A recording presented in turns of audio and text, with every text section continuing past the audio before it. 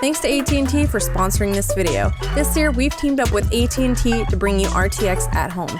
To learn more about AT&T's 5G fast, reliable, and secure 5G network, click the link in the description. Hi everybody, welcome to Funhaus. It's me, Elise. I'm hosting this week and doing something a little bit different. I'm sitting down one-on-one with a bunch of the cast here at Funhaus and having everyone recommend either a movie or a TV show that they've watched over the last couple months that they would recommend to you, our listeners and viewers. So I hope that you enjoy and maybe get something new to add to your list.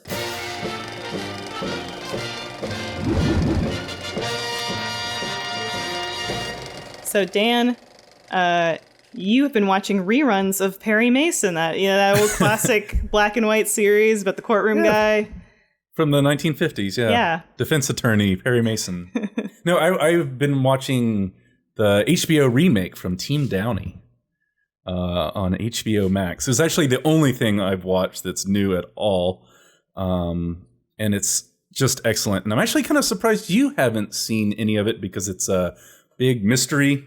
And I know you're kind of a mystery nut. I have to say, I think it's like right up your alley. I think it is. The early reviews were pretty mixed. You know, when they sent out, I feel like those two first episodes or however many for people to check out, I was seeing a mixed response. So, but now it seems like it's extremely dark. Like it is really grim at the start, to the point where my wife and I almost stopped watching it after the first episode because it was so dark. Yeah, because my understanding is that he has some kind of PTSD from the war, the First World War. Yeah, you know, it's not super like shell-shocky. Mm-hmm. I don't think. It maybe just explains why he's kind of a fucked up loser at the beginning. Do you want to give everyone a bit of background on what the show's about? Because for me, my background with Perry Mason is when I was a kid and my dad would watch it. And it's like a black and white court. It almost feels like a really old procedural. But now it's kind of shiny, sexy, gritty new Perry Mason. And I was like, what? Yeah, it's definitely like in the vein of like dark and gritty reboots. Something I'm, a little sick of, honestly, reboots and let's make it dark and gritty. But this kind of hit me in a few different ways that I really dug it. I don't have a lot of background. I think I was aware that Perry Mason was like a black and white courtroom show, maybe. And that's about all I knew. I just remember seeing a preview, some other HBO show I was watching. You know how they do those self-promotion ads in the middle of it, and I saw Matthew Rhys and then the title Perry Mason. I was like, I like Matthew Rhys a lot, like a lot. If you're not familiar, he's did The Americans. He was at the Beautiful Day in the Neighborhood. He was in The Post. He's been in a bunch of Spielberg stuff. But I actually felt like he was the worst part of Beautiful Day in the Neighborhood. Oh, really? Yeah. I don't know if he's like a movie star leading man. I think he's like a good TV show leading man. But I'm down, I think since The Americans, and a really old caper movie called Fakers. Since those two things, I'm pretty much down to see what he does. And HBO, I think, has a pedigree that generally I'll check out almost anything they make that kind of hits the genres that I'm interested in. Full disclosure, they, we're part of the same company now, but I've loved their work since well before we are all part of the same group. So I guess I don't have a huge background, except I really do. I like noir stuff. I like kind of early mid-century Los Angeles period piece stuff and detectives. I like noir here and there. LA Confidential is one of my favorite movies. Does this have that kind of LA Confidential Chinatown sort of vibe to it? It does. It's actually made me want to go and watch both of those movies. But yeah, it's you do get all of that you, if you're kind of coming for that time period genre stuff, you get all of those costumes, you get, the period looking LA. I don't know how they do it anymore, I guess with computers and, clunky old cars and people in suits and dames in dresses and bring out the dames. You get all of those trappings essentially. They one thing, it does try and do the tropey stuff that noir does, but it also I think does a good job of updating some of that stuff so that the femme fatale is not just some horrid damsel bitch. In distress. Right. Like she doesn't just ruin a man. There's actually a couple of them. And there's they do a good job of updating those things. You know, there's black character that's not just a stereotypical, you know, black guy from the period that's being, you know, prejudiced, and there's gay characters that aren't just the stereotypical gay character that gets like thrown in jail or beat up or something. I think they do a good job of making kind of well-rounded characters and not just kind of the one note, hey, we need this in this genre kind of thing. And I bet a lot of that comes with the supporting cast too, which there are two reasons I've also been interested in this show from the get-go. And one of them is Tatiana Maslany, who is a treasure, and I think she's excellent. And then, of course, she's fantastic. My man, John Lithgow.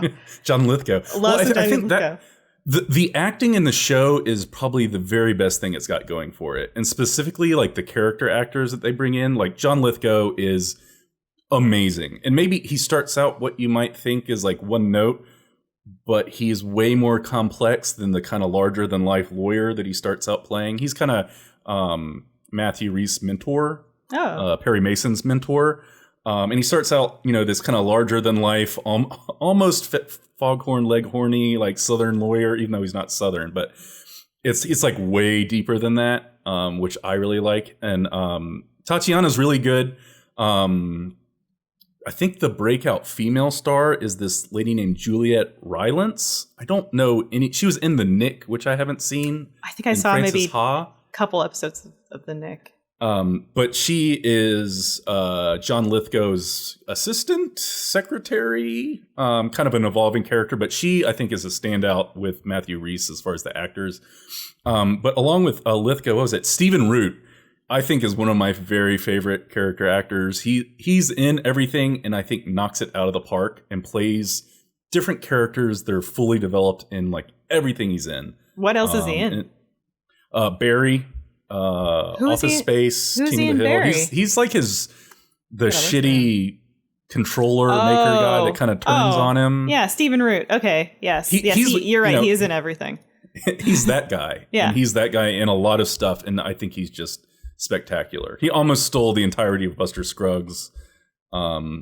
But there's also another that guy, Shea Wiggum, that I've seen pop up in a lot of stuff. You when you look him up, you'll recognize his face. I don't know that I could off the top of my head say what he's in, but he's been in a Boardwalk Empire. This is probably an instance of like keeping it in the HBO family. There's a lot of those people. Oh yeah, Take Shelter, Death Note. I think he's the dad in Death Note. American Hustle. Yeah. Everyone said such bad stuff about that Death Note. I never watched it. Oh, I watched it just for posterity reasons. But it's interesting because like my first experience with this actor was definitely Boardwalk Empire. But since then, I guess that was kind of like the tipping point of his career that I see him in everything now.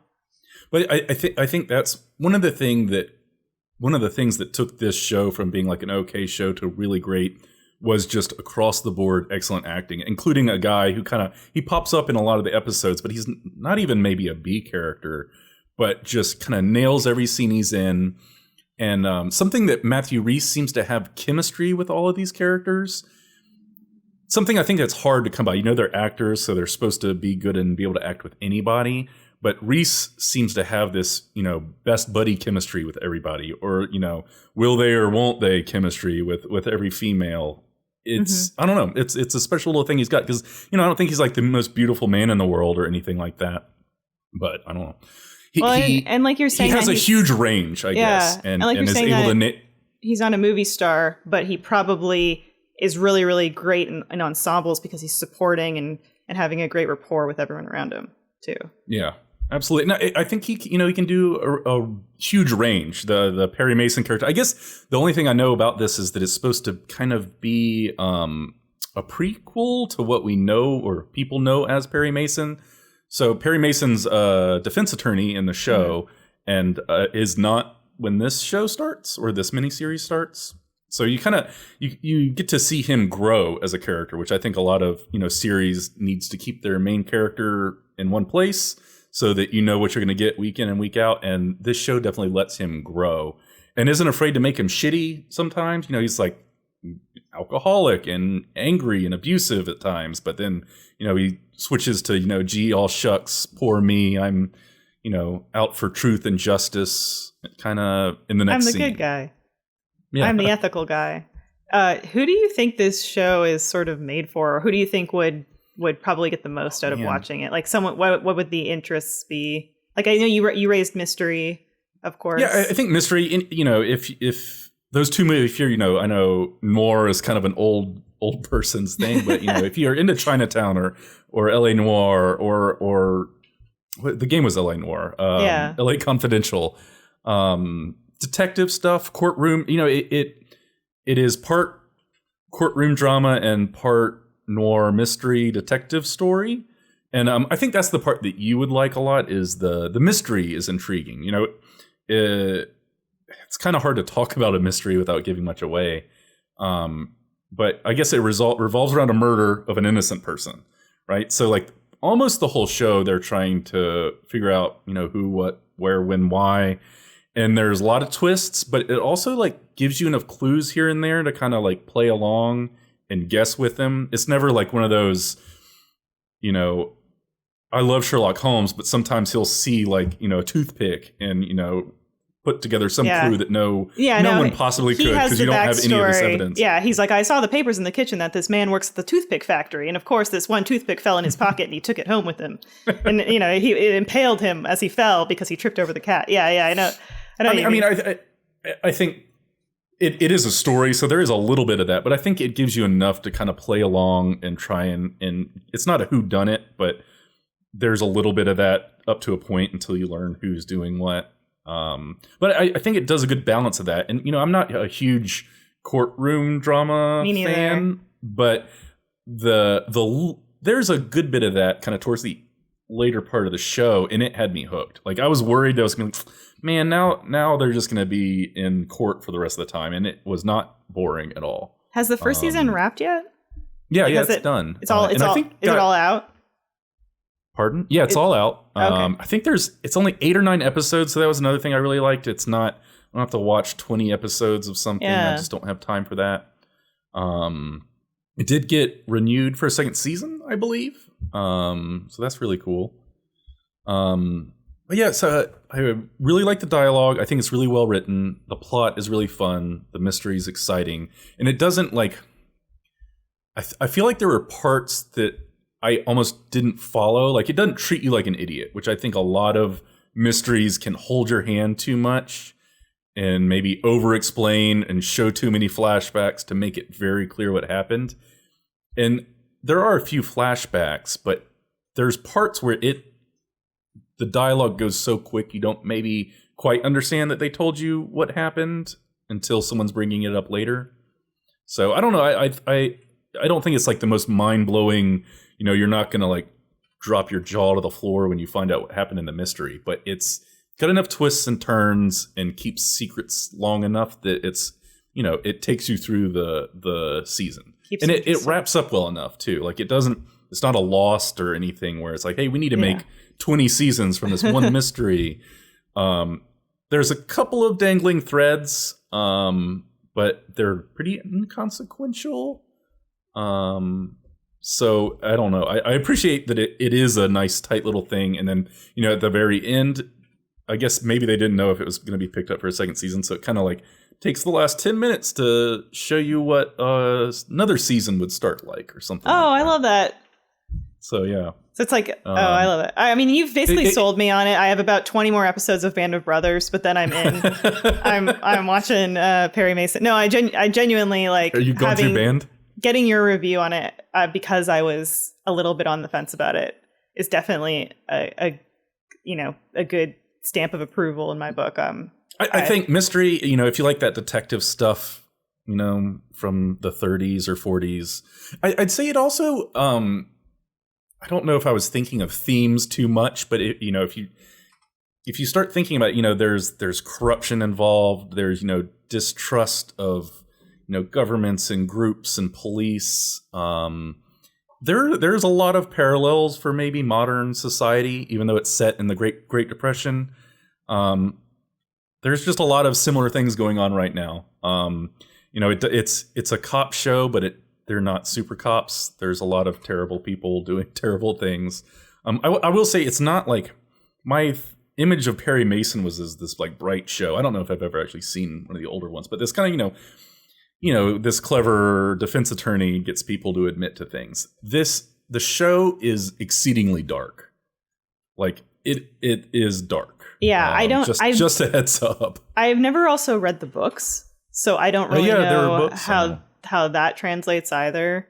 But yeah, I remember Perry Mason just thinking like, oh, this is just kind of a, it feels like a To Kill a Mockingbird kind of procedural where like a good guy comes in and he sort of wraps up the case and solves. That was my like interpretation of it. And that is part of the show. You see Perry Mason start to become that guy from kind of a down on his luck asshole private eye, working for this lawyer, and is going to become that kind of shining beacon of justice guy. But yeah, I think with the way the world is right now, it may be hard to visit this dark world. Just know what you're getting into is not going to be a happy-go-lucky experience. I think that's the perfect and final endorsement. Well, thanks a lot, Dan. Yeah, of course. Thanks for having me, Elise. Like, I'm excited to watch this and see what other people have to say. Me too. I also am curious to see what other people recommend in the comments. It's been really fun walking through everyone's recommendations. Great. Cool.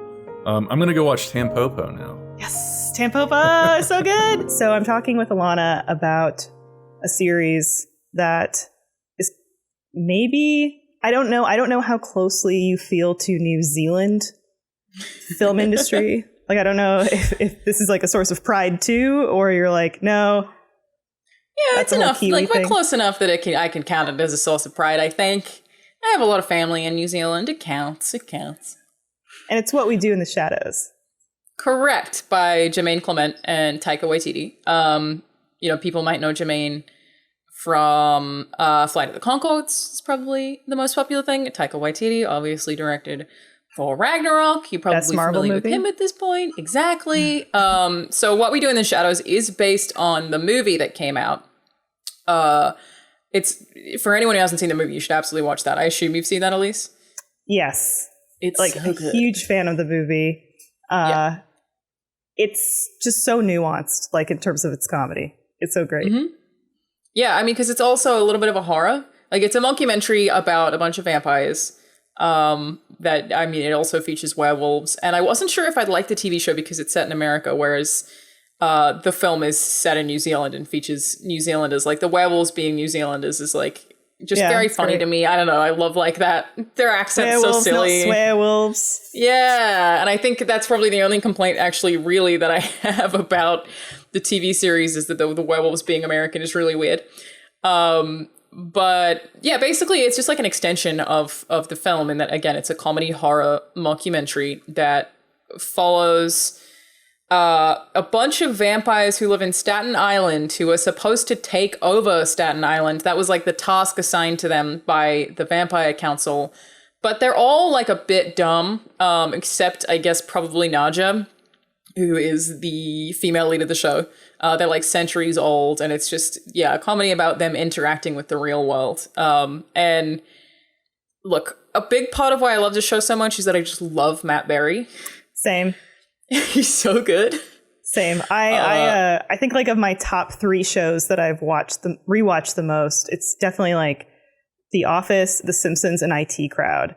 And I also like, IT Crowd for me, I also just kind of like connect with my home because I, watched it in like 2009 before I moved to America, and my mom and she loves it too. So we would watch it together all the time, and she loves Matt Berry because of it. And he's like extra ridiculous in that show. Like, I think is the first scene he's introduced the one that's the funeral. Yes, where first scene in that show. Father dies, and he shows up and he's like, "Father!" But he's just like anything he does, like Toast of London, Snuff Box. I'm always there for Matt Berry. Yep, I rewatched all of Toast of London because season 2 of What We Do in the Shadows came out. It was April 15th that it came out. I believe I watched it on Hulu. Even though it was an FX show, and I think Disney has distribution rights, but I watched it on Hulu, and then because it was like coming out weekly, I was like, I just want more Matt Berry, so I rewatched Toast of London. Anyone who doesn't know who Matt Berry is, he's just like this very specific brand of comedy where he's very absurd and very pompous about it. Yes, and he has a Is that how you very describe it? specific effect when he speaks in ways where he pronounces words and vowels and like in a way that no one Incorrectly. speaks. He says charisma, and I always just loved that. It's so strange. He's so like one of my good. favorite recurring things of the show, and I don't even know why I love it, is when Matt Berry specifically transforms into a bat. He yells "bat" every time. He just goes "bat," but again in this like very fancy voice. There's this one episode where he leaves. I think it's to fight a troll is why he leaves everyone from the house in Staten Island for a bit, and he becomes this guy called Jackie Daytona, and gets very into supporting a women's volleyball team. Yes, all completely ridiculous. Yeah, it just like completely sidetracks any narrative of him being a vampire, and for some reason he's like immersed in this. What is it, like high school, or I forget? I think so. Like high school volleyball. It's so weird. Yeah. And then he runs a bar and they all love him until one day someone realizes he has no reflection in one of the mirrors in the bar. Like, it's it's so absurd. But all of the characters are. So, like, he plays Laszlo, who's, like, an English nobleman vampire. My actual favorite character is played by Kayvan Novak, who I think is a fantastic actor as well for very different reasons. I think he started on a UK series called Phone Jacker, where basically he would just prank call people and just a massive variety of completely improvised characters. And a lot of the show is improvised. So yeah, Kayvan Novak kills it. He is Nandor the Relentless, who's in theory the leader of the group, but he's also just so cute. Yeah, he needs help getting out of his coffin in the morning from Guillermo. They're his familiar. His relationship with Guillermo is fantastic too.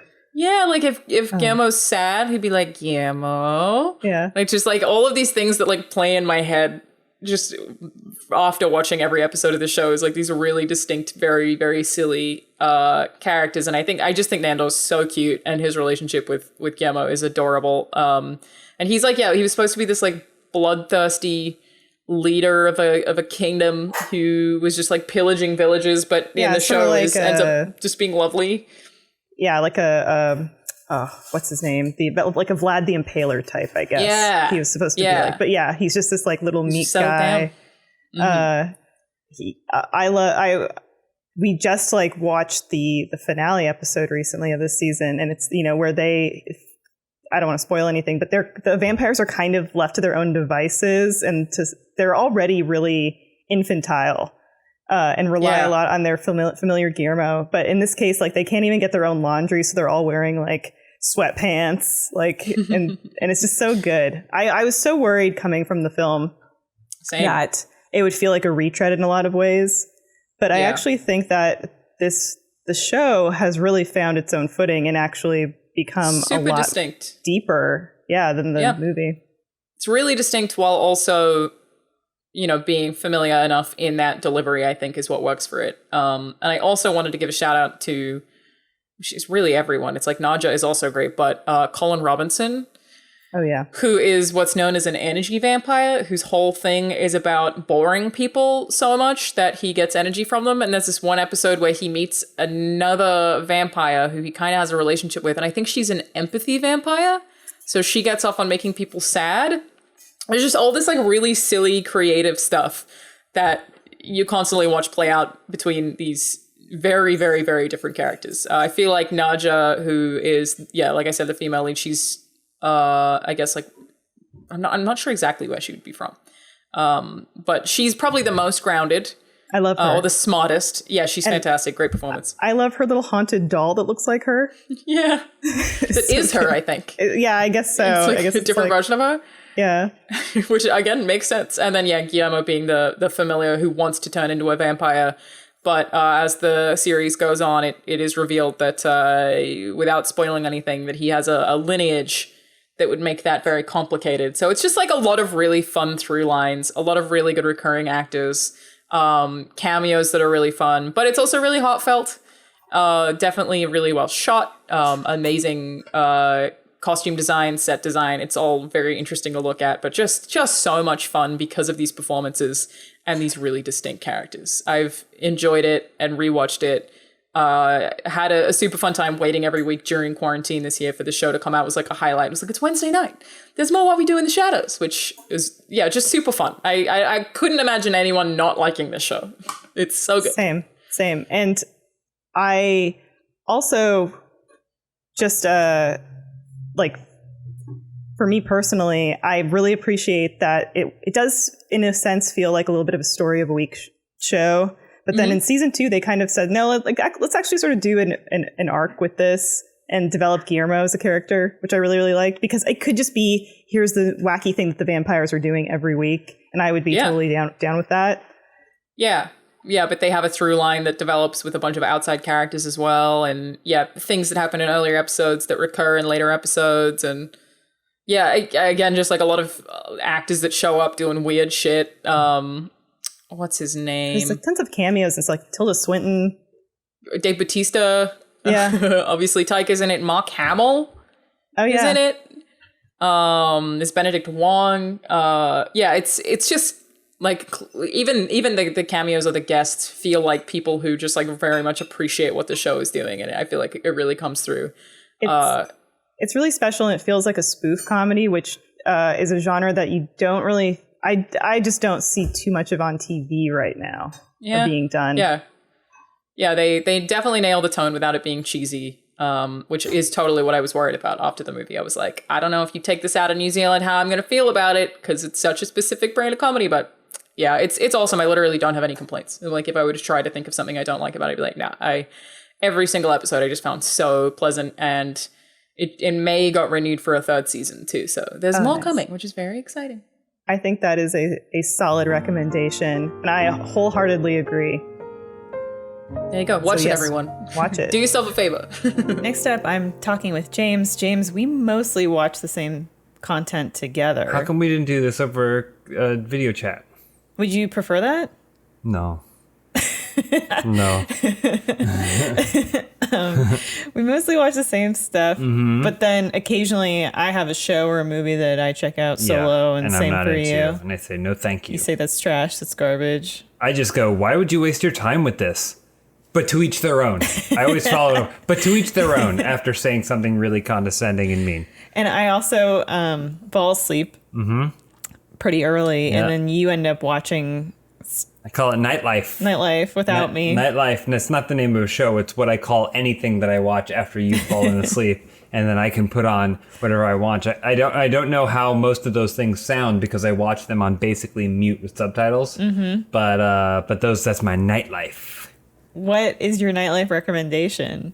Well, I was gonna say, you're picking favorite stuff. Actually, one of the best things that I've seen maybe this whole year, my favorite things that I've enjoyed, and definitely since work from home and being home more often, is Dorohedoro, the anime. An anime. And what is... A lot of animes can sort of spiral out and get complicated, and I feel like when you've described this to me before, it felt a little bit heady. What is the basic premise of it? If you can distill it. Yes. So the basic premise is there are 2 worlds, the Whole and the Sorcerer's world. Okay, parallel dimensions. Okay, all right. And the sorcerers treat the people in the Whole like garbage, but there's basically one guy in the Whole who hates sorcerers, and he's exacting his revenge. Is the bare bones premise. So he's our hero? Yeah. Yes. But the best thing about this show is that it makes you like everyone. So you get to meet all kinds of characters from all over both sides of everything, and then you basically get to like all of them. Oh, so you're getting characters from the bad perspective too? You get everything. So, the main focus, like the marketing character, is this character Kaiman, who is this like 7 foot tall, very broad, very big guy who happens to have a lizard head. Okay. He happens to have a lizard head. And he got a lizard head because a sorcerer cursed him with the lizard head, but also cursed him with amnesia. So he doesn't know why he has a lizard head. He hates that he has a lizard head. And he's trying to get rid of the lizard head? And he's trying to find the sorcerer who cursed him to undo the curse.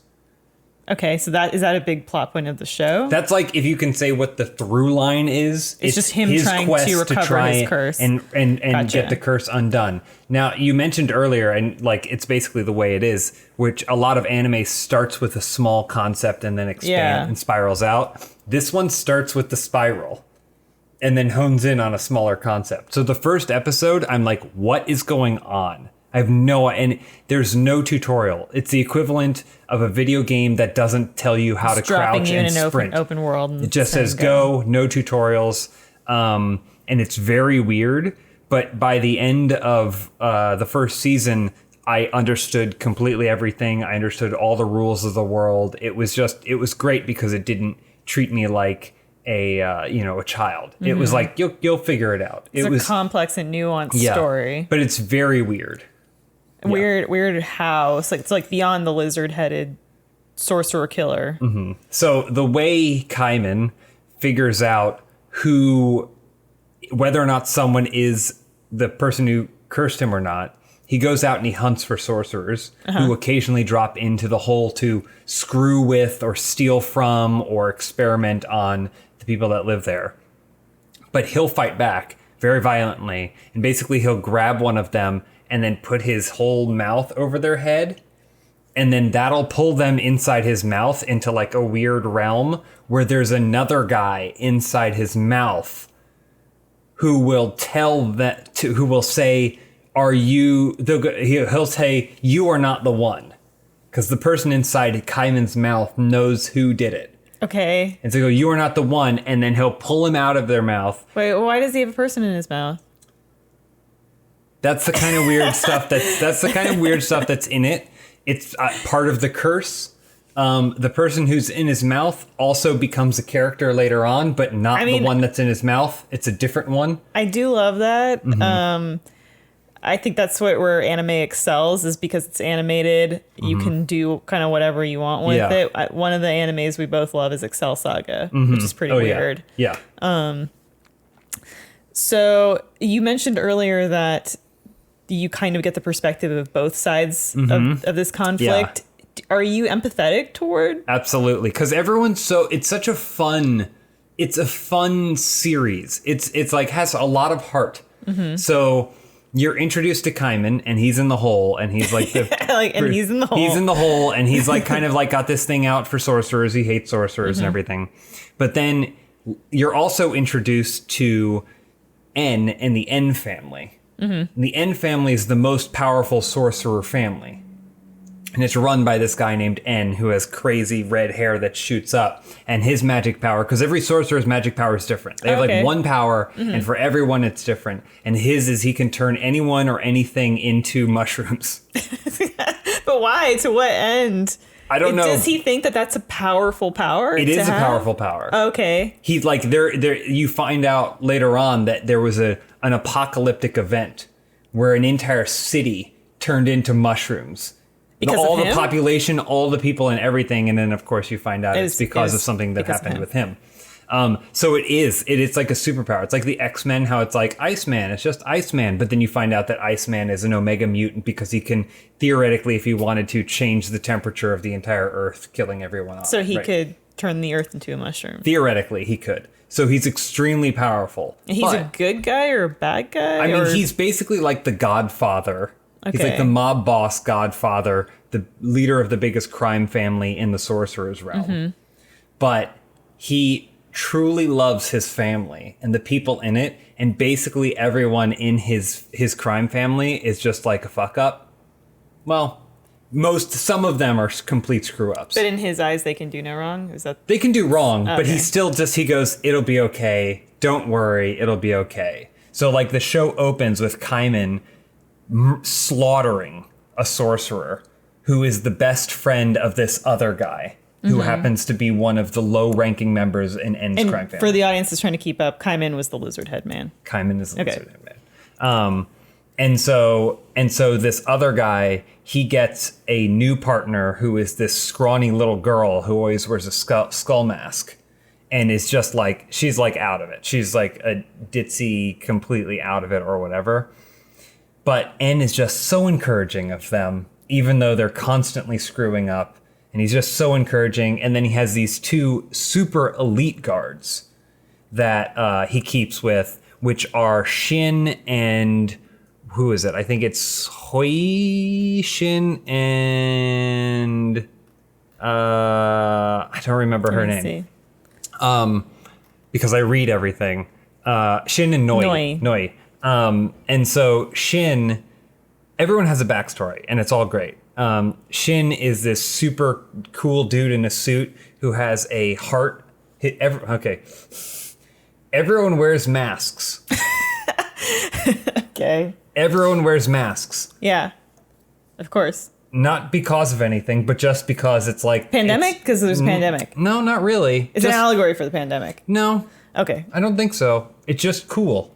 And I think the creator of the manga is often known for wearing masks or liking masks. So I think it's just kind of an extension of that. But it really adds flavor to all their characters. So you have this character Shin, who's this intense blonde guy who wears a suit and just like beats the hell out of people, right? He's a sorcerer, but he wears this heart mask. And so it looks like a heart. And then Noi is basically like, imagine an Italian tough guy in like a tracksuit like that. Yeah. Tough guy and everything like that. But then they take off the mask and it's a beautiful woman. Oh, a little bit of A beautiful woman bait and switch who there. is also like 200 pounds of pure muscle because she trained to be this like super thick, tough bodyguard. And they have this great relationship where they really rely on each other. It's so hard to like talk about this show and discuss the plot because there's a lot because it going sounds on. like there's very specifics and it's very detailed. Yeah. So you can talk about it broadly, but it helps to know all that nuance. A question for you. Yep. You are a big, as far as I'm concerned, One Piece fan. You read so many hundreds and hundreds of issues of One Piece. If you had to choose between Dorohedoro and One Piece. Well, that's very tough because I'm here to ask think I ask the tough questions on this show. what makes One Piece so great was the fact that something that happened in issue number 75 could come back in issue number 875, and then you're like, holy cow, that makes sense. How could you even consider that plotting? That's what makes One Piece so great. I feel like this show is just, it's like if David Lynch was more focused as an artist and liked anime, we would get something like this, where it's this intertwined world with an unclear protagonist, but very clear mission statements, and the rules are very clear, even though it seems like there are no rules. I don't know. One Piece was great as like just this huge, massive, I can't believe that someone has been able to balance all of this in their head. Dorohedoro is great as like a piece of art. One more question for you. How do you pitch this show to somebody that is not a big anime fan? And this definitely doesn't feel like a gateway anime. Like, how do you kind of steal them? To encourage them to stick in with this and try to immerse in it. The main thing I would say is that the animation is beautiful. It is using the computer generated with then a cell shading kind of like style, so it's not hand drawn, but it's the first thing I've seen where I was like, oh my god, this works. Like they used it to add detail, and the movement, like whatever they did to the frame rate makes it feel like it is still anime for the most part in every single shot, and then something will move and you'll be like, whoa, that's crazy. So it just, to look at, it is amazing. And I would say, if you're not into anime, it's kind of a tough sell. I don't even know where to get you into anime. But if you like things that are beautiful, if you watched Blade Runner and you were like looking at the backgrounds or the scenes, or like anytime you can admire something like really attractive in terms of shot composition, like this, there's an art book for this anime that is worth every penny. Well, thank you for telling me about it. Maybe sometime when you fall asleep first, I'll check it out. Yeah, that'll happen. I would watch it again. If I sold you on it, I would watch through the whole series again because it's great. So good. That's a glowing review. There's one episode where there's zombies because one night at the Don't zombies spoil too show much. up. They have to go watch it now. Zombies. We've all been there, stressed, full of anxiety about the hustle bustle of modern life. Some of us even experience chronic pain, have trouble sleeping. I know I do. This is a long-term problem for me, which is why I was so elated to discover Feels, which is a premium CBD delivered directly to your door. If you're not familiar with Feels, it helps to naturally reduce stress, anxiety, pain, and sleeplessness. So for me, I just place a few drops of Feels under my tongue, and then I can feel the difference within minutes when I'm falling asleep. It helps me fall asleep more quickly, stay asleep. The important thing is to remember that CBD is different for everyone, so you have to experiment and find the right dose for you, which could take, a week or two, but you'll get there. And if you need help, you can use the Feels free CBD hotline to help guide your experience. You can join the Feels community to get Feels delivered to your door every month. You don't have to go out and get it, and you'll save money on every order, and you can pause or cancel at any time. Feels has me feeling my best every day, and it can help you too. Become a member today by going to feels.com/filmhouse, and you'll get 50% off your first order with free shipping. That's feals.com/filmhouse to become a member and get 50% off automatically taken from your first order with free shipping. That's feels.com/filmhouse. Lindsey and I are here to talk about the movie of the summer, The King of Staten Island. The King of Staten Island. Is it the movie of the summer? I don't know that that's an accurate description, but you liked it, right? I liked it. I don't even know when it came out. Was it this summer? Was it last year? What year is it at all? No, I liked it. King Staten Island, pretty good. I'm a Pete Davidson stan, so I was into it. It's on Amazon. They brought the price down a little bit, so it was like perfect time. Because it was $20 to rent. It was $20, and I was like, meh. But finally, I saw it on there the other day, and we were like, yeah, let's check it out finally. So yeah, it was pretty good. And I haven't seen it yet because every time I bring it up, James is like, I'm not really feeling it. But I think there's probably a lot of great cameos in this movie from different comics. Yeah, it's got Steve Buscemi, so that's a great one. I'm always into the Buscemi. It's got that actor from American Vandal. Did you watch American Vandal? Yeah. Guy's like, ugh, like this. He's like plays the main teenager guy, Yeah. I think. He's great. He's in it.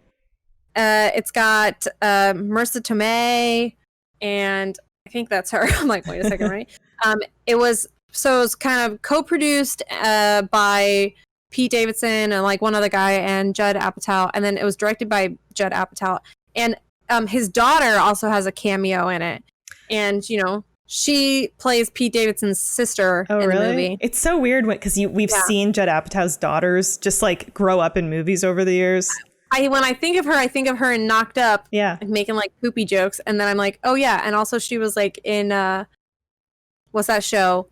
Euphoria. Oh, she was really? in Euphoria. Yeah, she was in Euphoria. Is she old enough to be in that? I know she's old enough to be Pete Davidson's sister going off into college, and Judd Apatow's daughter. So, oh my god, wow, that makes me feel especially old too. Right. So it's sort of a autobiography of sorts, right? Yeah, I would say it's precisely semi-autobiographical because the movie is about Pete Davidson. I think it's sort of like what his life would be like if he never found comedy, and he tried to like picture that. And because in the movie, Pete Davidson's dad's his character's dad was a fireman, and he died in like a big fire. And in real life, Pete Davidson's dad died in 9/11. Mm-hmm. He was a firefighter, a Staten Island firefighter, and he died. His dad died, and then he's just sort of like this deadbeat bum. There's a couple moments where he's like, it's funny, but it's also like he's just telling his mom, he's like, Mom, I'm a bum. And I'm like, okay. Don't try to change me, Mom. I'm a bum through and through. Yeah, that was sort of it. But yeah, it was funny. It was like really bizarre moments, like some little tangential storylines, I would say, that you're like, what? Yeah, does this relate to the plot at large sort of thing? Does it feel like comics flexing at times? It definitely felt like not like comic. It didn't, because it was comical what was happening sometimes. But it's sort of like what if we just wrote like a one-off bit and like put it in the story, and Pete Davidson must have been like, yeah, that's cool, that's tight. Yeah. Like, his SNL character where he goes, yeah, okay, yeah, okay, that must have been him. Okay, that's like the horror sketch, or it's like it's the Scream one, the Scream parody, right? Where he's calling him and he's like, right, I'm in your house. Okay, all right, yeah. That was him in the writer's room, like, all right, yeah. But no, I thought it was pretty good. It had some funny moments, and I would say it had some like heart-touching moments too. I know you came into it as a Pete Davidson fan, but did it in any way kind of solidify your opinion on, yeah, Pete Davidson could carry a movie, or, oh, he can only carry a movie if it's him playing himself, or do you think there's more for him as a leading man?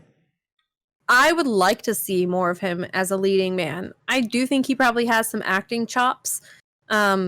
He was very Pete Davidson-like, but it was not the way that you see him on SNL. It wasn't like suddenly you're watching a whole film and it's just his when he comes on Weekend Update and he makes those really crazy jokes, because his character in the show is not a super funny guy.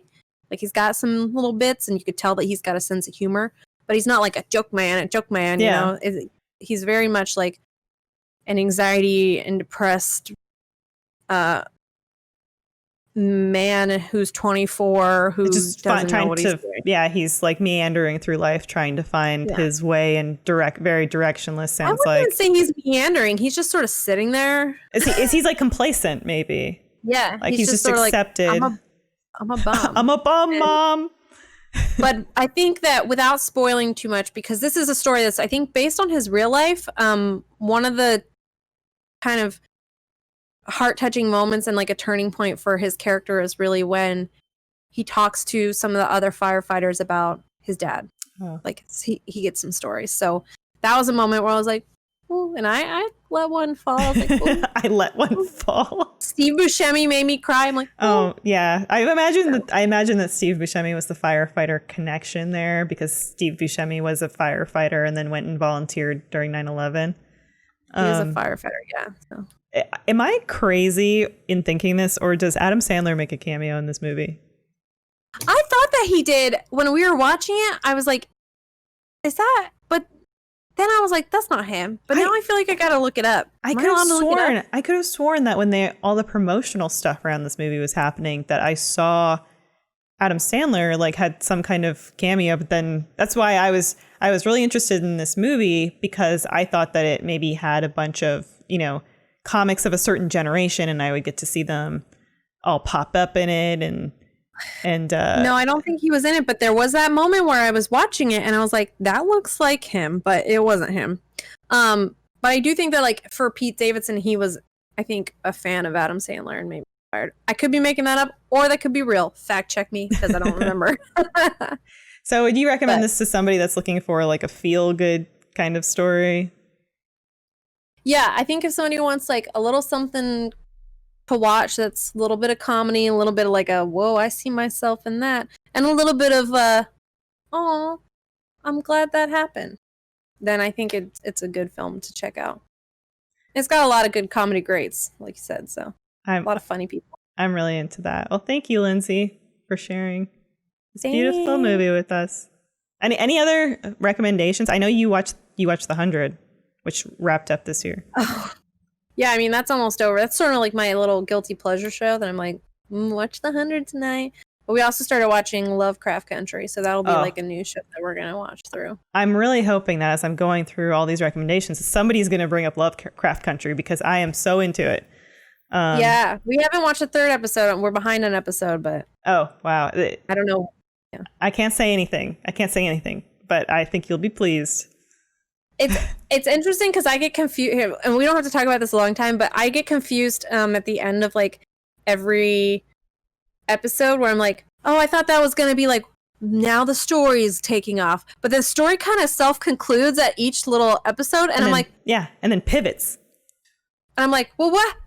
Well, I thought he was going to fly off into heaven or whatever, and I'm like, okay, guess I'll just have to tune in for the next episode. Yeah, it almost like it makes it feel like it's Monster of the Week without it feeling that way. That's what it feels like. It feels like little mini episodes, like little mini like an themes. X-Files.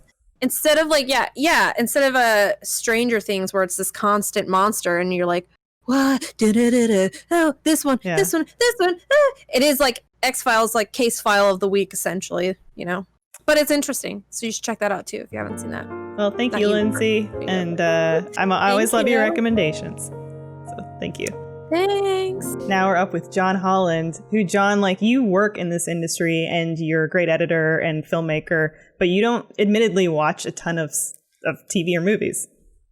I don't. It's this weird artist thing that I do where like I'll watch it for a little bit. Maybe I'll go like a month where I'll binge things, and then I just completely cut myself off for like the next 5 or 6 months because I don't want to. You ever like had an idea and then you realize, oh, that's because I saw this thing from like a little while back, and you're like, fuck, well then that idea is not as good anymore because it's not original. Like I do that like quite a bit, so I need to stop because it's not healthy for me career wise. Because like you guys will have conversations about movies and TVs, and I just get quiet because I was like, I don't have shit to say about it. I don't have a strong opinion. I don't even know this show existed that you're talking about. But I'm sort of that way with like I'm that way with like Rooster Teeth stuff, where I don't like watch a ton of stuff across the company because it feels cannibalistic. Where I'm like no, I want to be like in my own new ideas and thinking about. I don't want to just be like rewatching all the stuff we're doing and our peers are, which makes me, I'm kind of a, I guess, asshole, but I support everyone. I just feel like I need to be outside of it too.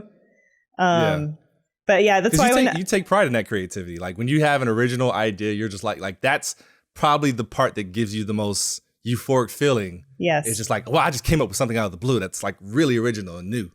Yeah. And then if you look for it at all online, you'll be like, shit. I didn't think of anything new. That's why like I never hear you talk about TV, which is why when we had you on the Funhaus for The Last Dance, because I was the first time that I'm kind of like, oh, I'm hearing John talk excitedly about something that's kind of in the television zeitgeist. We have to get him on Funhaus. So your recommendation is a rewatch then. And yes. Did you even mean to rewatch this movie? No, so my rewatch is Blazing Saddles, directed by Mel Brooks, written by Mel Brooks and Richard Pryor and a couple other people in there. It was just I don't even remember what channel it was. I was just channel surfing, and it was just like a Mel Brooks marathon, which freaked me out because I was like, did he die? Yeah. Because whenever they play like everybody's music or the movies, it means something terrible has happened. Maybe but it had to do with Carl Reiner. Maybe like Carl Reiner had just passed away, and they were like, they're best friends, so we'll do Mel Brooks too. That's possible. I didn't even think about that. It was just like it was Robin Hood Men in Tights, and then it was History of the World, and then part 2 is it part 1? I always fuck up the title because there's not another sequel to it. And then Blazing Saddles came on, and I was like, oh, I gotta watch that because of I'm not a huge fan of movies from the 70s or 80s because they move at a god awful pace. But Blazing Saddles, to be like 1974, like it moves fast enough for me to just enjoy it to this day. It's funny that you mentioned Robin Hood Men in Tights because for me, my first kind of introduction to what Blazing Saddles was when I was really little and I saw Robin Hood Men in Tights for the first time. And, there's that at the end when Dave Chappelle becomes the sheriff and everyone's like, what? And then they're like, a black sheriff. And he's like, come on, like Blazing Saddles did it. And, you know, for me as like a little kid watching that, I'm like, I don't know what Blazing Saddles is. But then you got a little bit older and you're like, oh, okay. This is Mel Brooks parodying, pastiching himself, which is pretty fun. Yeah, it took me a long time because I had never heard of Blazing Saddles. And so when my dad finally sat me down to watch it, which I thought was amazing because it was filth is what he called it. But he was like, you're going to sit down and watch this filth with me, son. And then I watched it and I was like, oh, this is the reference to, because I recognized immediately Mel Brooks and I recognized the style of comedy. I was like, oh, this is what Dave Chappelle was referring to in Robin Hood Men in Tights. And then it just connected all these dots. I was like, that's great. That's brilliant. Yeah. So do you feel like watching it with your dad and stuff, like, do you have like a history with this movie then? Yeah, I do believe so because me and my dad had a weird relationship when it came to like the things he would let me watch and listen to. Like I listened to all he used to collect comedy cassettes back when they used to actually do comedy sets on comedy albums. I'm sorry. He used to let me listen to them, and there was like Bill Cosby, there's Richard Pryor, there's Eddie Murphy. There's all these people who didn't talk clean at all, except for Bill Cosby. But then if I tried to go watch something a little bit edgy on TV, he wouldn't let me do it. But then he was cool with me listening to these really raunchy comedy albums. And so I just for the longest time just avoided any type of watching like rated R movies around him. And then he was just like, hey, have you ever seen Blazing Saddles? We're going to sit down, we're going to watch it together. And I just remember laughing the entire time. And this is like 1996 or 1997. So I was still too young to understand some of the stuff, but a lot of things I understood because that's around the time where you start like learning what like sex is and shit like that. Yeah, I definitely don't think I understood a lot of it, especially like the racial implications when I was really young of the jokes they were making. For me, it was sort of the sillier things like, you know, oh, now they're breaking the fourth wall and they're in a movie theater in Holland. Like, yeah, those for me when I was really young and saw it, I was like, oh, this is silly. And this reminds me of other Mel Brooks movies I've seen, like Robin Hood Men in Tights, and I get it. Mm-hmm. But then you watch as an adult and you're like, oh, like Mel Brooks is trying to say a lot with this movie. And whether I don't know that I'm the person to judge whether he accurately did that or not. I think given the time, he pretty much hit the nail on the head. Or at least I felt like that. Like when I watched it the first time, you know, there's the jokes, there's the slapstick, there's kind of like the lowbrow comedy. But then it was something about it because of somebody who grew up in the South. And maybe James might be able to relate to it as well. But like growing up in the South, the people of Rockridge, I was very familiar with. like those are real people who grew up in a town. Are those hilarious that all had the same last name? They all grew up in the same town all their lives. They've never interacted with anybody of color. And so now their whole world has been thrown upside down. And I knew a lot of people like that, where it's like, oh, in high school, this is your first time interacting with like Black people or Asians or anything like that. So that was a very real thing for me. And I thought it was funny he made fun of it. And then, yeah, as I got older and watched it more and more, I was like, oh, okay, this is kind of like speaking on a broader sense where, you know, we tend to, as people, like surround ourselves with familiar things. And it tends to be those familiar things that hurt us the most more than the new things. Like we tend to be afraid of the unknown, of things that we don't understand. So here comes this black sheriff into this town and they think, oh, hell's going to break loose. And turns out he's actually has their best interests in mind and he saves them. And then acceptance comes. And like all of a sudden, like, oh, he puts his pants on the same way I do, you know, one leg at a time, pays his taxes and goes to bed. We all do the same thing. Yeah. Well, and actually, especially when the intention is, oh, we'll send this black sheriff to this town. And then, you know, it'll be like a complete, chaos. But it's like, oh, no, this guy is a hero. And also, like, Cleavon Little is just so good. He's amazing. And I feel like I don't know that I've actually ever, like, seen him in much of anything else. I should look up his... I know he did some Broadway stuff. I know he was a guy that Mel Brooks went to quite a bit. Well, the whole casting for that movie changed so many times. Like, Richard Pryor was supposed to be Sheriff Bart. John Wayne was supposed to be the Waco Kid. There was a few other things, like these last minute castings that ended up changing. But yeah, and it's funny because I always was like, I was always like, man, this guy looks so familiar. He looks so familiar. But I say the same things. He's like, but I don't know anything else I've seen him in. But I bet if I saw him, I'm like, hey, Cleavon, there he is. And then, like for me, also, like I also feel like Mel Brooks in general is great at casting women in really fun roles. Like Madeline Kahn in this movie is so great. I mean, she's just always great in everything she was in. But you know. For me, I always love Mel Brooks movies because even when he puts women in roles where there's a little bit sexualized, they're still in on the joke and they're still making the joke and they're still being incredible doing it. Like, you know, Cloris Leachman and Madeline Kahn in Young Frankenstein are both like so good. And he never just, to me, feels like he's just putting in women to be an accessory in his movies.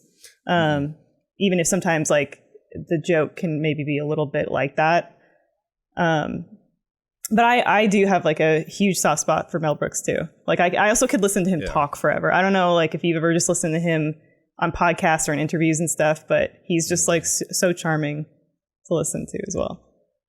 Yeah, last time I haven't watched a lot of interviews, even though he's one of my favorite directors. I haven't watched a lot of interviews with him. I know I don't know if it was when the producers went on Broadway or they did the film about it, but he did a big press run and I was listening to himself. And he takes great joy in making fun of not just his own culture and heritage, but just everybody. He's like, everybody can get it. And I think that was the one thing I liked about him is everybody gets these jokes, no matter who you are. Yeah. And then I know there's always the messaging of like, you couldn't make Blazing Saddles today, and Mel Brooks couldn't make his movies. No, I'm recommending you watch it today, but don't make it today. Sorry, my headphones came unplugged. Oh no. My headphone came unplugged for a second. No, it's all good. I was like, I know I'm recommending everybody watch it today, but don't try and go make that today. That worked in 1974, and I don't think it could work past that. Yeah, I also feel like you have to have somebody like Richard Pryor, and also in the creative mix too, who could get away like with making like a lot of that commentary and stuff. And like I always Gene Wilder and Richard Pryor are like one of my favorite comedic duos. Like see no evil, hear no evil. They're so good together. Like you talking about comedy cassettes. My dad, pretty much like I think every comedy cassette you mentioned, my dad's I think still owns, but like on records, and you know, Billy Crystal too. And yeah, all those guys were super foul, which is maybe not Bill Cosby's, which you know is a little bit of a, you know, that's a left field. He had one album called Adults Only, where like, I mean, he still ain't go too far, but he's talking like an adult, and it's actually pretty cool. I only ever think of his like, didn't he have like a parenting book, and I think Simpsons lampooned it, or maybe they just made it up. Yeah, I mean, Bill Cosby was always low hanging fruit to make fun of. Yeah, anyway, and he has a lot of he's obviously he's behind bars for more severe things, but I know he had weird relationships with a lot of the black comedians coming up in the 90s, and he's always taking on that dad role, like chastising people for, you know, doing, I guess, their impression of like a Richard Pryor style. But then meanwhile, behind the scenes, Bill Cosby's doing all this other stuff. So if you like go watch like a lot of interviews with like the comedians who came up in the 90s, they'd be like, yeah, like Bill Cosby would just call me and just tell me to stop cussing. Or he would like, you know, I was on set with him and he was just wagging his finger at me a lot. He was like, it was weird. Oh man, yeah, I don't want to touch Bill Cosby, in metaphorically and literally. Yeah. Are there back to the Wild West? Yeah, back to the frontier. Yeah, like you were saying, like for you being from North Carolina, being from Toronto, to me like this was like, oh, this is, you know, frontier times. American West. But then especially since I've been living in America, I'm like, oh, you know, oh damn, yeah. Yeah. Well, the idea came from a place because Hollywood has a history of like really rewriting history and whitewashing it too. Yeah. Like a lot of people probably didn't even know like 25% of cowboys back during that time were black, you know, because you never see them in the movies. And so it was like originally to start with that idea of just like, let's go the extreme of whitewashing Hollywood, or just whitewashing history. And then from there, like all these other components kind of came in, and it was just like the right time to do it. Yeah, and Canada's definitely not, you know, innocent of that. It's stuff like the Canadian National Railroad, where you look at the pictures and it's all like a bunch of old white dudes spiking in the spikes and posing, but the railroad itself was built by, you know, Chinese labor and stuff, but nobody really talks about that. So yeah, I always get that conversation because it's like, man, that's some heavy things to put on like a 8-year-old when you try to teach them American history or even Canadian history. But at some point it's like, but you gotta kind of tell them, because then we tend to grow up and then we're 40 years old and just now learning there's 25% black cowboys out there. Yeah, like right after the Civil War, and it's like, wow, I never knew that. So then I don't know, the way they teach history, I get it, but I think there's a better way we can go about doing it. Yeah, and it's unfortunate because it's like yeah, people don't want their kids to watch Blazing Saddles, but it's like, it might be a little eye-opening to your kid in some ways if they did watch Blazing Saddles. Yep, I think every 4th grade class should watch Blazing Saddles. That's the perfect time to put it on. I'm like, they're gonna learn it at some point, so might as well. I think like especially in, you know, quarantine education, like you know, Zoom education, if you were brought in as a guest teacher and like said, okay, kids are watching Blazing Saddles today, I would say, okay, but hire this man. Yeah. I mean, I'm gonna screw those kids up. We're gonna watch Blazing Saddles on Monday, and then we're gonna end the week heavy with like Amistad. Like we're gonna go down the entire. I just want you guys to really know everything in your history book is a little bit different from what actually happened. But then like the next Monday we'll watch cartoons. We'll watch Back to the Future. We'll bring it back up. Yeah. Monday is bring it back up day, and then by Friday their spirits are broken. I want you to think about it this weekend. That's all. I just want you to really think about it all weekend. We went kind of long, but I just wanted to ask, do you have like any highlight moments from Blazing Saddles that to you are like, oh, these are the standout, my favorite moments? I think my favorite one is always going to be when they ask them to sing them a song on the railroad. And they start singing like a Sinatra. beautiful, I get no kick from champagne. I always love that part because it's actually like a really, really good harmony that they put together. And so that's always my favorite part. Like anytime I hear Sinatra, anytime I hear the word champagne, I just immediately go, I get no kick from champagne. And I love it. Yeah. It's the standout part. And I mean, and it's also like a great moment where the railroad, the like white railroad workers, like they'll just like complete, idiot ignoramuses as well. That set the tone for the movie for me when they busted that out. I was like, oh, okay, I'm really gonna like this movie because that happens pretty early. Yeah, I think it's like right at the beginning ish. But I love that. For me, it's still like this. I maybe it's just because of like harkening back to when I'm a kid, the super silly stuff. Like they're in Grauman's. And that breaks the fourth wall, and they're watching the movie. Like I was just rolling. Yeah, I was like, stick out your hands, put out your tush. How's the song go? I don't remember. I don't know. Yeah, the movie goes super left field, but it works. yeah. Mel Brooks is a treasure. Well, thanks for talking about it. Fun. No problem. Anytime. So Omar, I was so happy that you came to me with the recommendation that you did. Because I was shocked, like I interviewed 5 or 6 people and nobody brought up this one. And I've been dying to talk about it with somebody. So thank you. I mean, it's like brand new. It's the new hotness. Why is nobody wanting to talk about it? Everybody loves Raymond. It just came to Seinfeld. No, we're talking about Lovecraft Country. Lovecraft Country on HBO Max. Sweet HBO Max.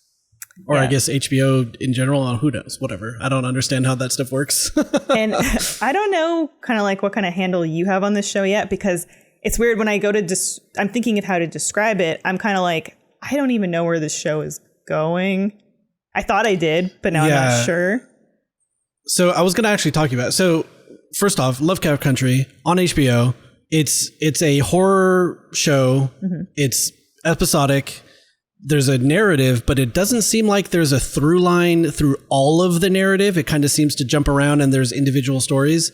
Have you dug into the what the book is and stuff at all yet? No. And earlier this year, because I saw this series was coming, I considered getting the book and reading it, but then I thought, no, I'll just keep this one a show that I watch. So I haven't, and I don't know if the book is just the adventures of these people or if it's I'm not going to read the book until I watch all the show because I feel like I'm invested in the show at this point.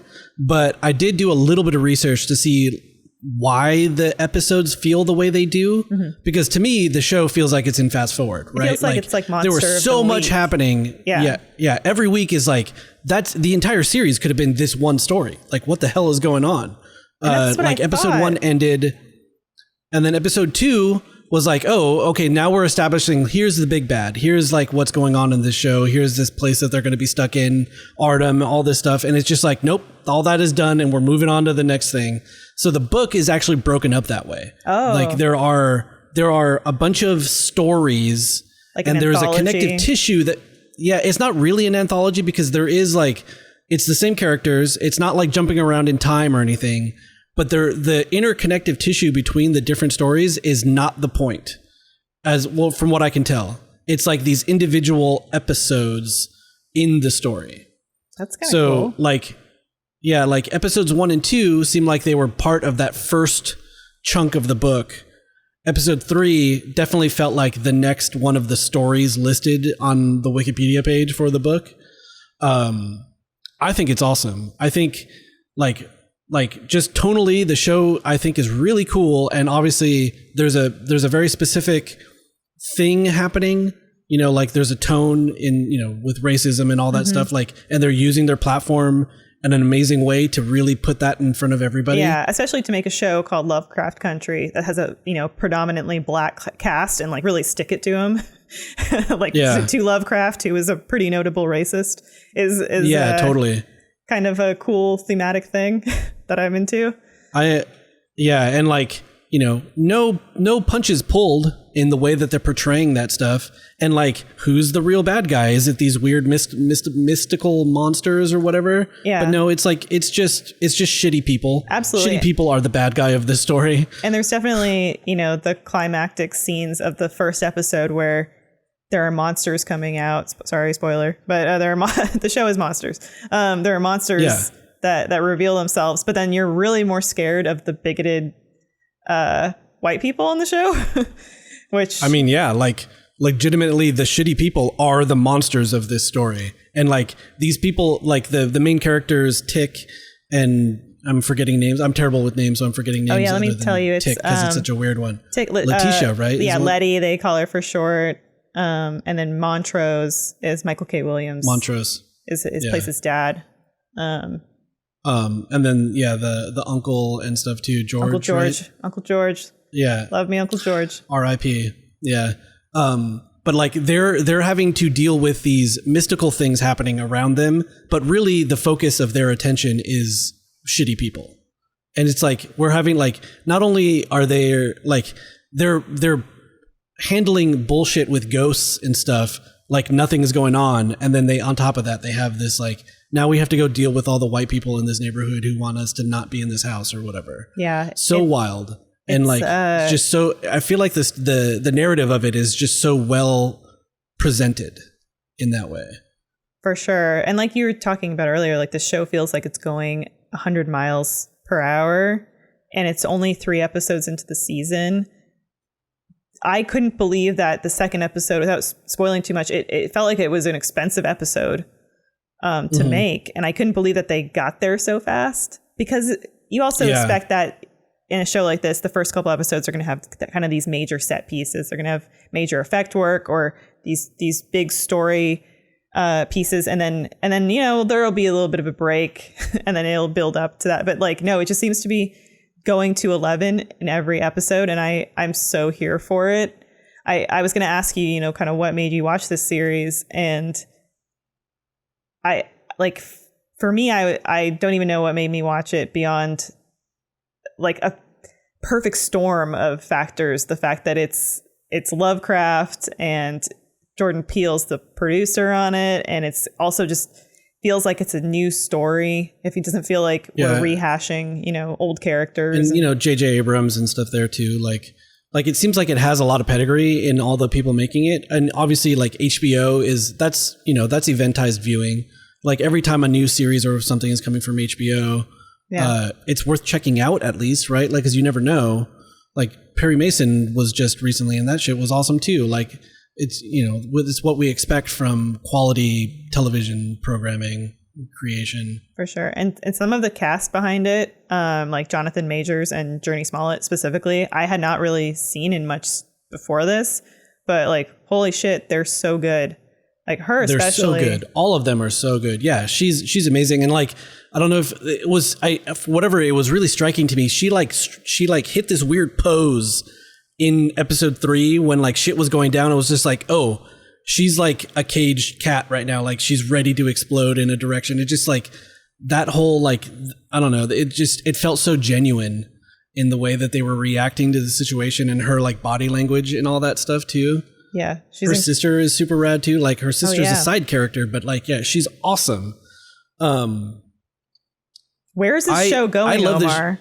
Yeah. Like, is it more than a season, you think?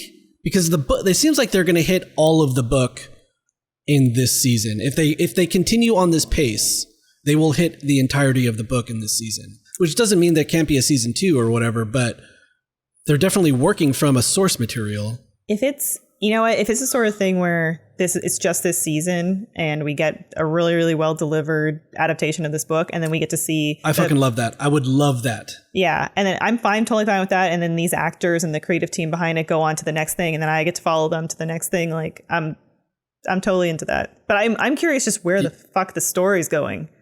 Cause like you said, cause like, I don't know. Like the connective tissue stuff, like the stuff with who I would have assumed was the big bad in episode 2, like his daughter, right? And like the continuing story of that like son of Adam stuff, like that's the connective tissue, and that's really interesting. But like the monster of the week stuff was really cool too, especially in episode 3, because you really got a flavor of what the monster of the week part of it is going to be. And it pivoted hard to where you thought the story was going to be, because what they set up in the first episode is like, well, they're going across the country to find his dad who's mysteriously disappeared. And you think like that's going to be the thrust of the entire show. Yeah, that's the story. but now and then episode 2, you get like, here's this real crazy old man who's going to be the bad guy of this series. And nope, he's gone. No, I'm even more into it now then, because I'm kind of like, what are they going to do for episode 4? And I didn't watch the coming up next week on. I'm not going to anymore. I did between 2 and 3 because of what happened at the end of 2, and I was like, oh shit. And I watched the one for 3, and I was just like, okay, this didn't really answer any of my questions, which was good, I guess, because it still keeps me invested. But I'm definitely not going to anymore. I want to be like, I want to be along for the ride week to week. Same. And what for the way that they're setting up. What makes me really frustrated is that I feel like the early reviews I saw for this show, or some of them, seemed mixed. Like, the preview reviews, and I don't know what they were talking about. I have no idea. I guess, yeah. I mean, I didn't read any of them, but I was like talking to Ian and stuff. Like, it seems like there was a lot of people mixed on like maybe the production value of it, and questioning how it was put together in the times that we're in and stuff like that.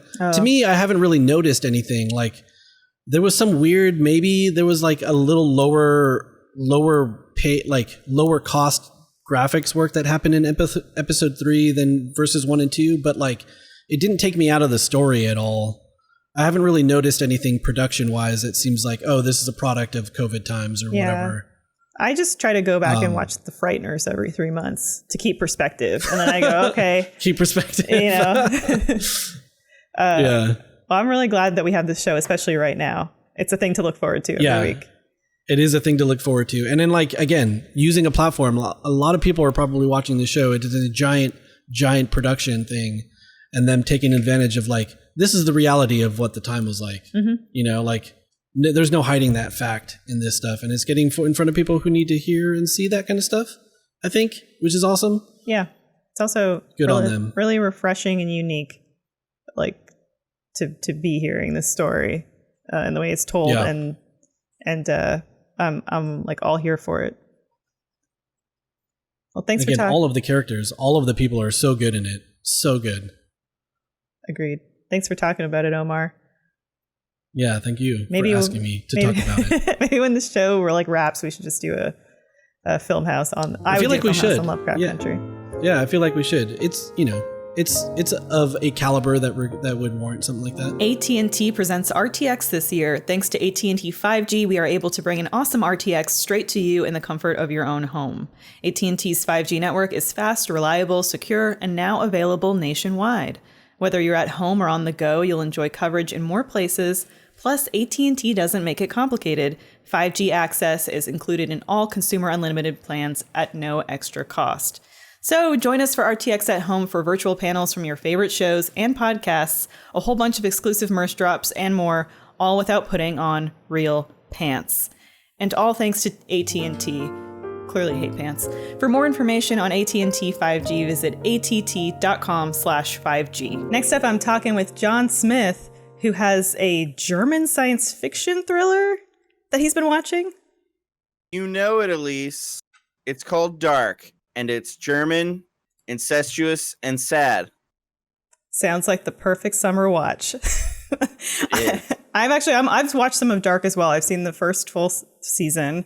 And then I'm midway through the second season. But man, this is a verbose and dense show. Very dense. Very Yes. Well, verbose, maybe not the right word. I mean, I guess verbose in its verbs. It's complex. Who knows what verbs are? I think it's more of an adjective because it is so cool. And here's the thing. I wrote out a list of pros and cons because there are some cons. Throw it out.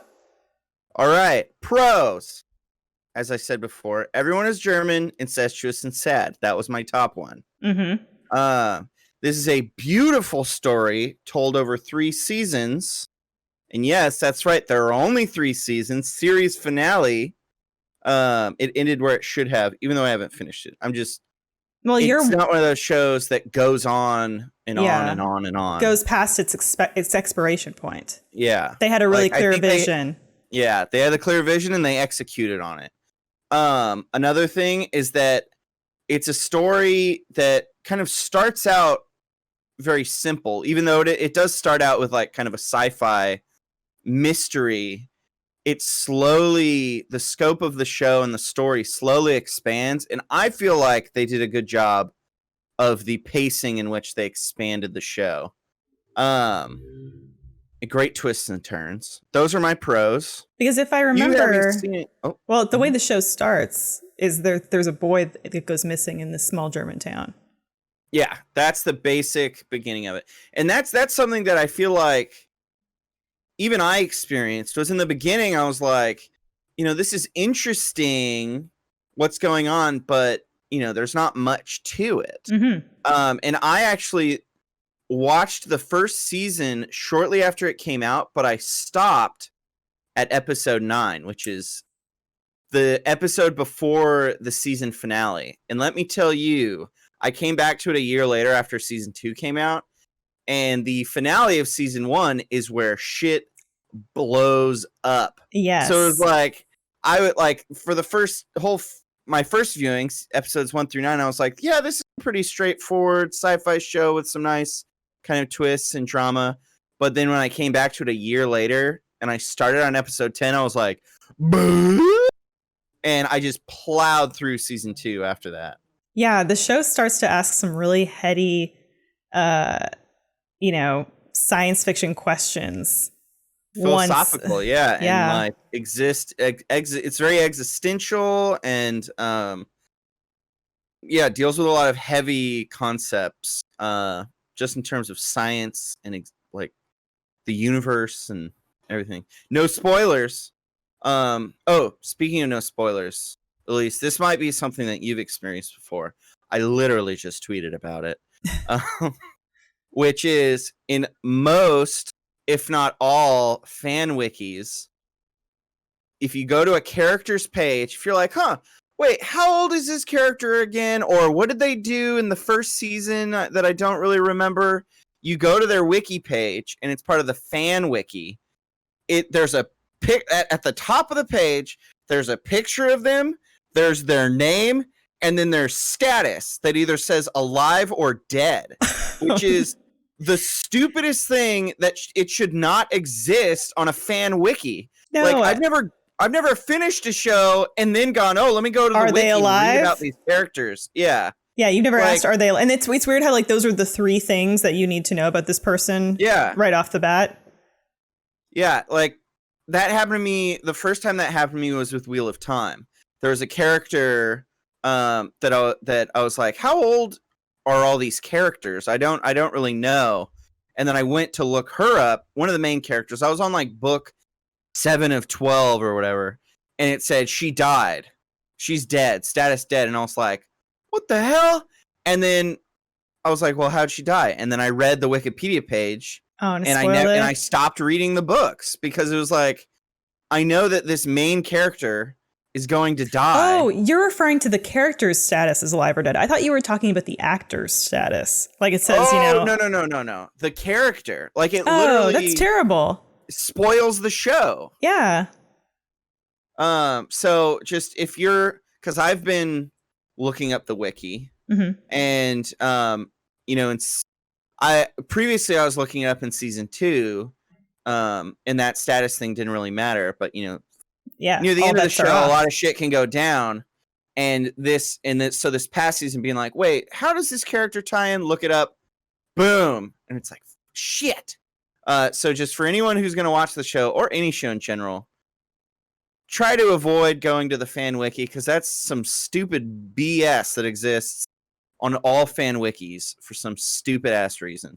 And I think especially with Dark, you're going to be in a position where you might find yourself needing to go check those character wikis because this show is so dense with characters. There are so many, and not to give too much away or spoil anything, but you're you're seeing characters at different points in time. Yeah, and it does. Yeah, it does kind of tell the story of this town over the course of a long time. And it's really tough to keep track of actors and who they are. That was the only con I wrote down. Very similar to Game of Thrones, how I always saw those memes about they'd have a picture of the cast and it's like, these are the names my wife has for all these characters who hasn't read the books. And it's just like Beardy King and Gay Prince.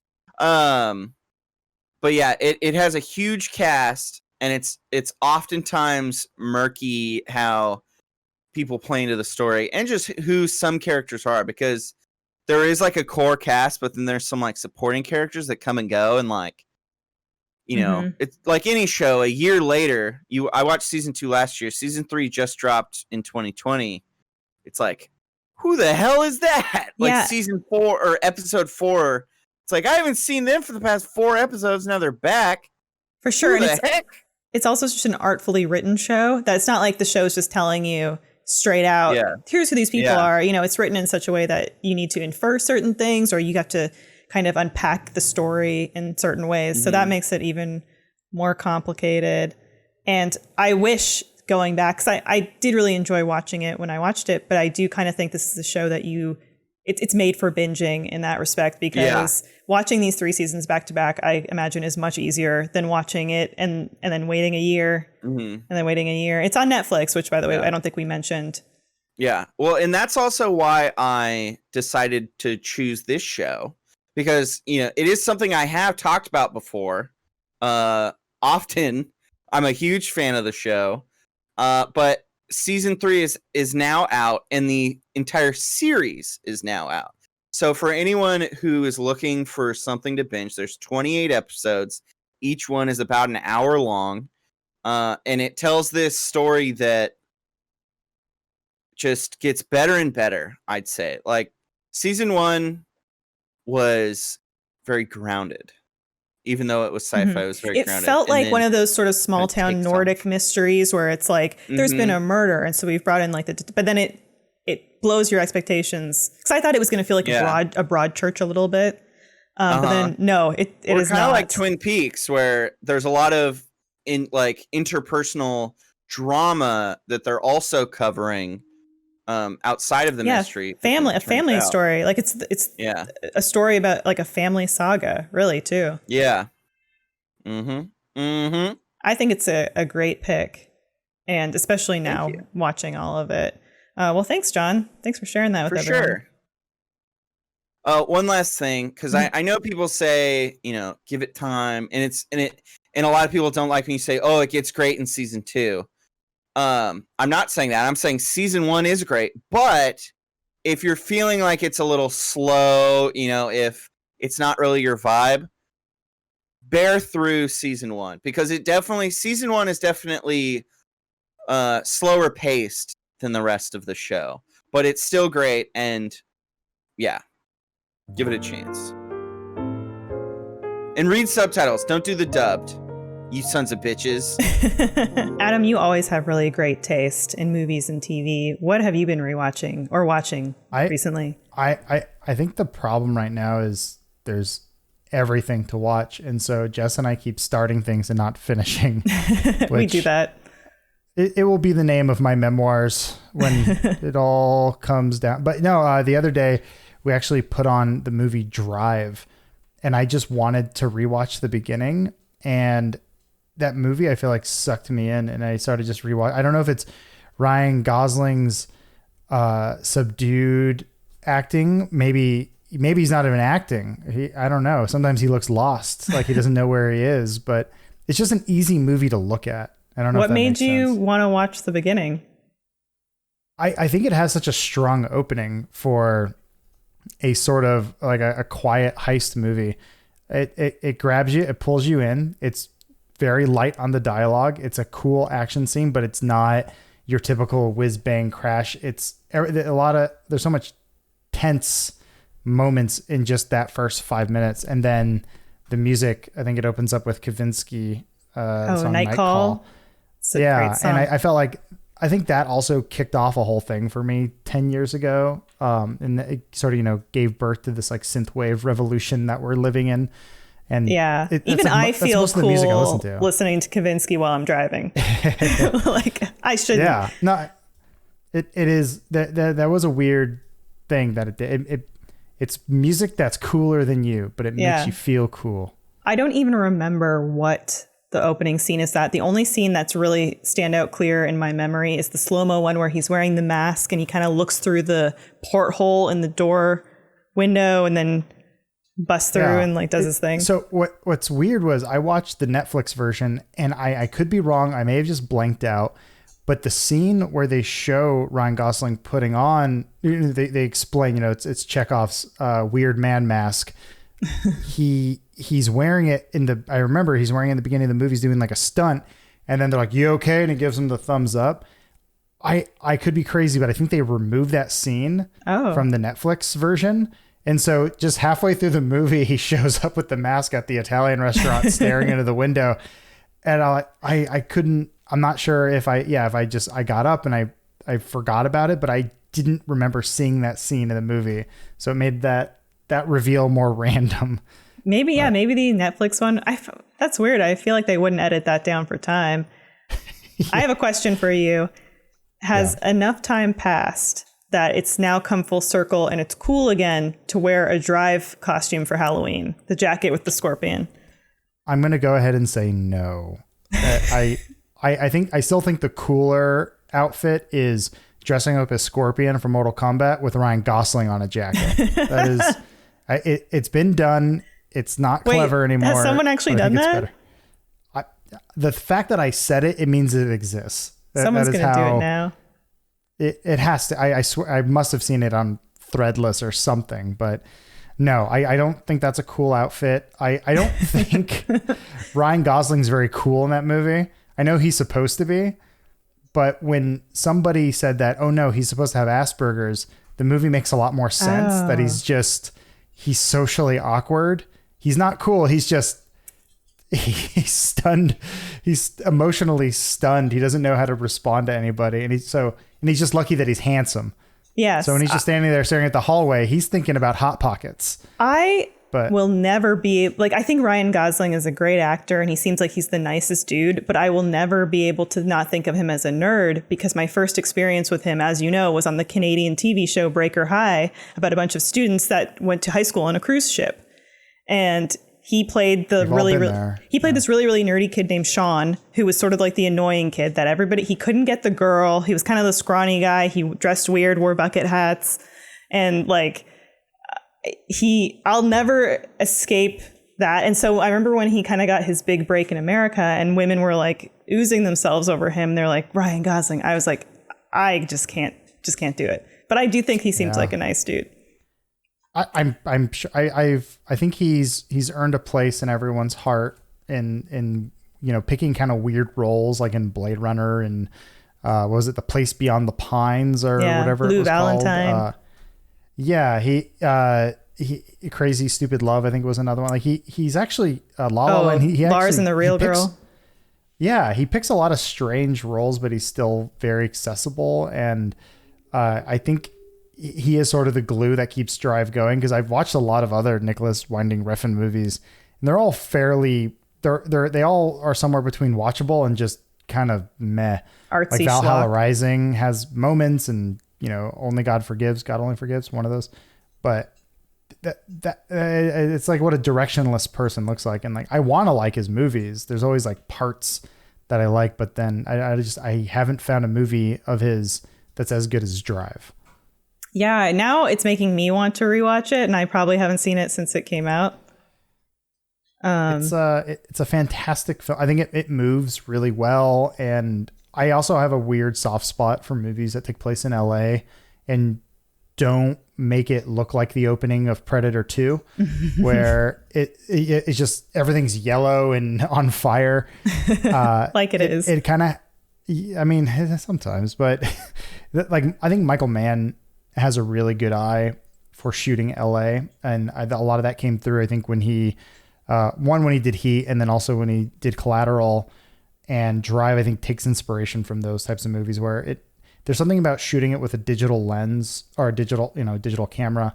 You can capture certain light that it's like you only know it when you see the LA night sky. There's something really unique about it, and it always like feels like its own weird, unique character. And Drive has that feeling. Mm-hmm. It's hard to describe, but no, I know what you mean, because Drive to me felt like an exercise in tone, where he was like, I'm just going to make a movie and it's just going to feel like it has a vibe for all of it. And I don't remember the plot. I mean, there's not much of a plot. It's adapted from a book, which I've never read, but it has all this, like, Bryan Cranston is in it, like, or right around the time people were figuring out Breaking Bad was a really good show. And wait, who did he play? He's his boss. He's like, I just took this kid in, and he's down on his luck. And then Albert Brooks? Albert Brooks? Albert Brooks, yeah. Who's actually Albert Einstein, but changed his name. Because he's Bob Einstein's brother, Albert Brooks. They're brothers. Oh, I mean, they're brothers. Yeah, but then I guess Albert Brooks was like, I'm Albert Einstein. So there's a subplot in Drive 2 where Albert Brooks and Ron Perlman are like really crappy gangsters, but they're in their 60s. And they're just talking about how they never got a piece of this. And they're like, oh, we're just going to, it's like, you guys are 5 years away from retirement and they're making these plays. They're going to upset everyone up in the city. And I like it because everyone in the movie is so pathetic. Yeah. And Ryan Gosling's just sort of, he's like, I'm the cool guy, except I have a social disorder. But it makes me look cool. And then also Oscar Isaac, I think that was like one of his first big roles. I forgot that all these people are in this movie. I need to go rewatch it. It's the Black Hawk Down of the aughts, except Black Hawk Down came out during the aughts. But yeah, you go back and like almost everyone in the movie is somebody or went on to do something. It's a really well-rounded cast. It's the Empire Records of the aughts is what you're looking for. That's another reference, yes. Well, thank you for taking me down this walk on memory lane, because now I want to watch Drive. I'll see you at the drive-in. What's the name of the show? Funhaus. So there were lots of hot recommendations in there. A few hot takes, but I think that everybody had some really, really good picks. Let us know in the comments what you liked that was recommended, and if you have any other suggestions as well for what our community should be watching. And also, if you really like this type of episode, let us know too. Let us know if you'd like us to do more sort of in this style, in this framing, because I had a good time talking with everybody and enjoyed talking about the shows that I'm excited about and the movies that I love. So I would love to do this again. Thank you for watching. See you next time.